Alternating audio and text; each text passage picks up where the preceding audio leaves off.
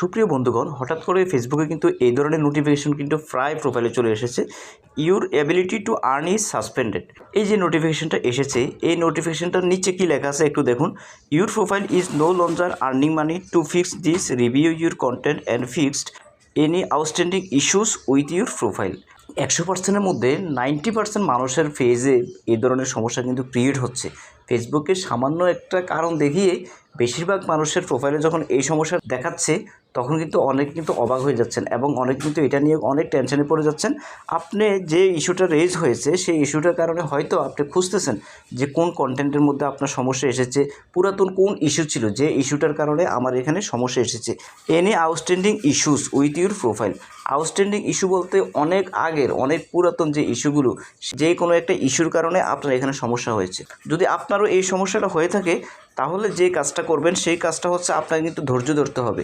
ফেসবুকে এমন এমন আপডেট আসে, অনেক সময় কিন্তু মনিটাইজেশন বন্ধ করে দেয়, আবার কিন্তু ঠিক হয়ে যায়। নিচে দেখুন কি লেখা আছে, we have moved your post lower in feed because it may contain false information. দেখুন এখানে কি বলছে যে আপনার কন্টেন্টের স্পিড বা রিচ তারা কিন্তু ডাউন করে দেব, কারণ একটাই যে আমি নাকি ফলস ইনফরমেশন দিয়েছি। তো এই ধরনের ইনফরমেশনের কারণে এখানে কিন্তু মনিটাইজেশন রেস্ট্রিক্টেড দেখাচ্ছে, অর্থাৎ সাসপেন্ডেড দেখাচ্ছে, রেস্ট্রিক্টেড নো, সাসপেন্ডেড। এখন বর্তমানে ফেসবুকে যে ইস্যুগুলো সবচেয়ে বেশি মারাত্মক, সেই ইস্যুগুলোর মধ্যে ফেসবুকে হচ্ছে, তার মধ্যে প্রথম সমস্যাটা হচ্ছে লিমিটেড অরিজিনালি, অর্থাৎ লিমিটেড অরিজিনালি দেখিয়ে আপনার এখানে মনিটাইজেশনটা ক্যান্সেল হয়ে যাচ্ছে।